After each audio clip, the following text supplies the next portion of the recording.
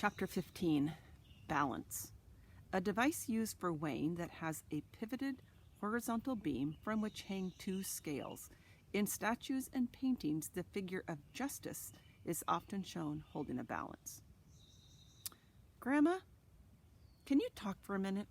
Jessie stuck a moshy pillow behind her head and cradled the phone to her ear. Sure, Jessie Bean, what's up? Jessie's grandmother lived 4 hours away, so Jessie called her on the phone a lot.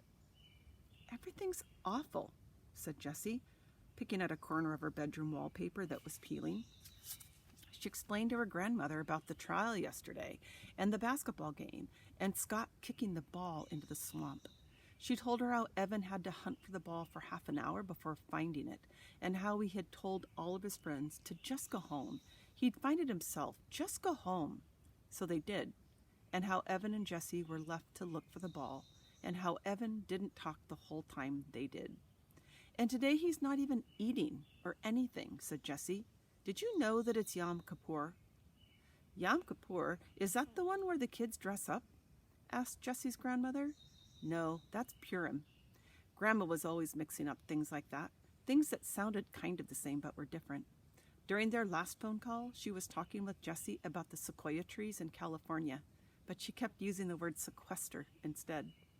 Yom Kippur is a day when the Jewish people ask for forgiveness, and they don't eat.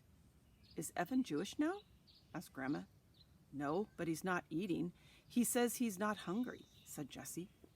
Sometimes that happens to me, Grandma said. I practically forget to eat. But Evan's always hungry, said Jessie. Mom says he's a bottomless pit.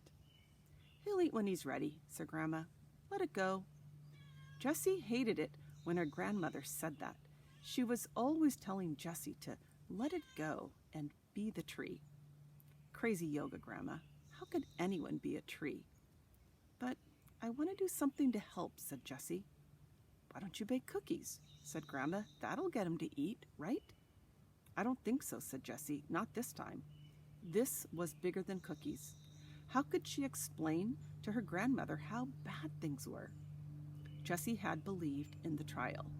She had thought the truth would come out in court, and with truth would come justice. But instead of truth, in the courtroom there had been lies, including hers. Instead of justice, there was a crime with no punishment. And now she and Evan were going to have to stand up in front of the entire 4th grade and say that they had been wrong, even though Jessie knew that wasn't true. Grandma, it's so unfair, said Jessie. I know Scott Spencer took that money. I know he's lying. And now it feels like I did all this work just so he'd end up looking innocent. Some things are beyond your control, Jessie, said her grandmother. You need to learn to accept that. You can't run the whole world. I wish I did, thought Jessie. The world would be a better place if she was in charge. But then she thought of the terrible thing that she'd done. Grandma, she blurted out, I lied in court. She explained how it had happened. Her grandmother listened to the whole story without interrupting. Lying is wrong, Grandma said, but at least you did it from a good place in your heart. You don't need to feel ashamed about loving your brother. I still feel really bad about it, said Jessie. Well, that's good, said Grandma. I'd be worried if you didn't feel bad about lying. You do have control over that. Nobody can make you lie.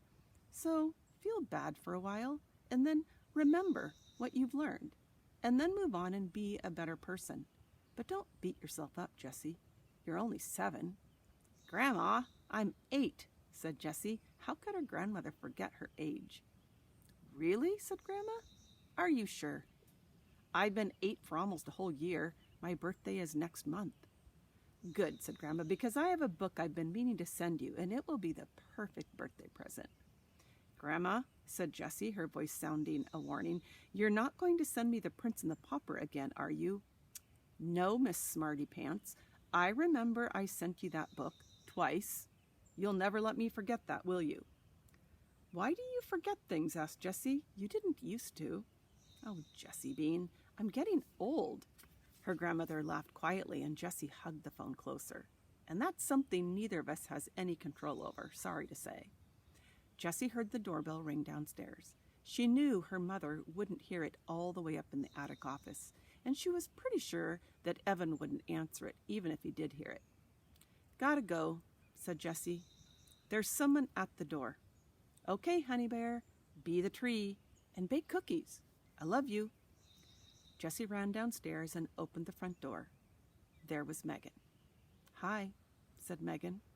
Jessie lifted her hand in a short wave, but she didn't invite Megan in. "I thought maybe you were mad at me," said Megan. "Kind of," said Jessie. There was a short silence. "Why'd you do it?" Jessie hadn't wanted to believe that she was angry at her best friend, but now all the questions that she had tried to ignore since the trial came flooding into her brain. "Why'd you ruin all my hard work? Why'd you get Scott off the hook? Why'd you betray me and Evan?" "Sorry, Jessie," said Megan. "I didn't want to make you mad, and I didn't want to mess up your trial. But the thing is, it wasn't really your trial. It was all of ours." Megan looked right at her. "You did this great thing, Jessie.